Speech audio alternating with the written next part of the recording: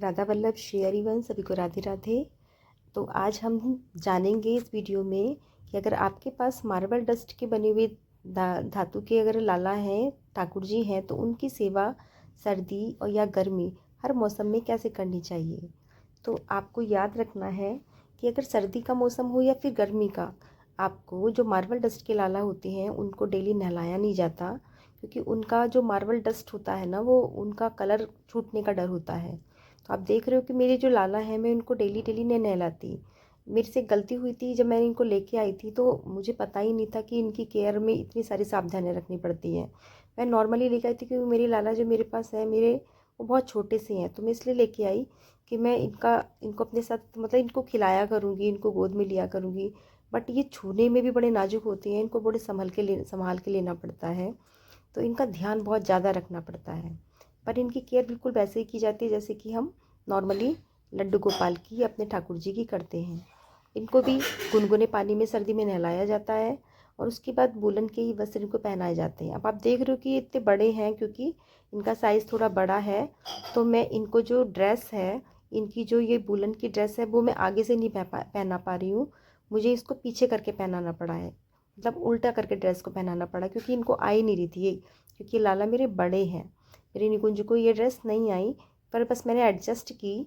और अभी इनके पास बहुत कम वस्त्र हैं, तो मैंने कुछ रेडीमेड्स इनके लिए वस्त्र लिए हैं, जिससे इनकी केयर हो पाती है।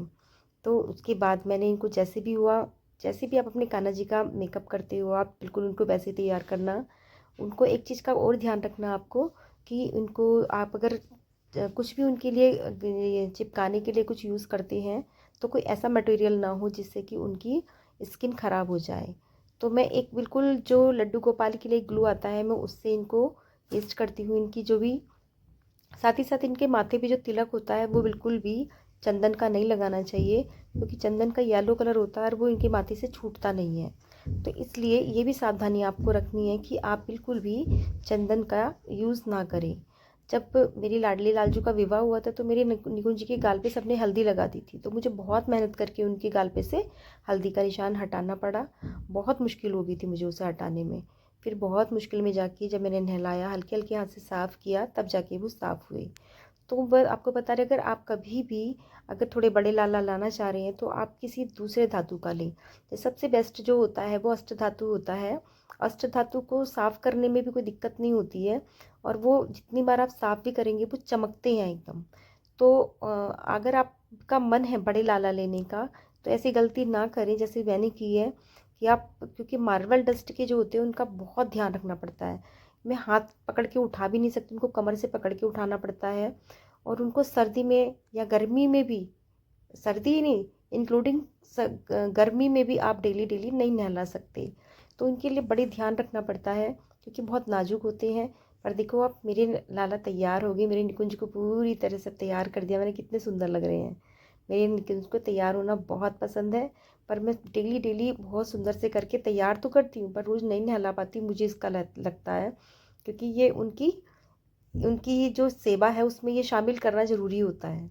तो मैं अपने लाला को डेली नहला तो नहीं पाती, बट मैं डेली क्या करती हूँ, एक गीला सा कपड़ा लिया और उसमें यमुना जी का जल लेके, या फिर आप जो भी जल आपके पास अवेलेबल हो, उससे आप अपने लाला का मुंह पोंछ दें अच्छे से, सारे अंग साफ करके, और उनको साफ सुथरे वस्त्र पहनाएं।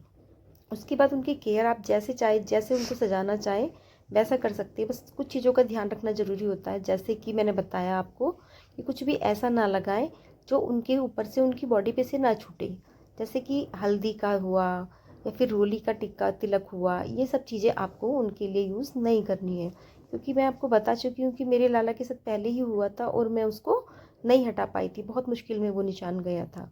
तो पहली बात आपको ध्यान रखना, अगर आप लेने जा रहे हैं बड़े लाला, तो आप पीतल के या फिर अष्ट धातु सबसे बेस्ट होता है, वो लें।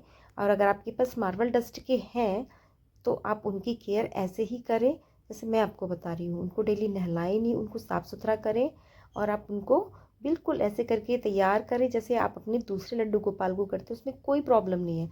आप बिल्कुल उनको अच्छे से सुंदर से तैयार कर सकते हैं। और आप देख रहे हो मैं अपनी लाला के साथ कैसे खेल भी रही हूँ, कितने सुंदर लग रहे हैं मेरे लाला।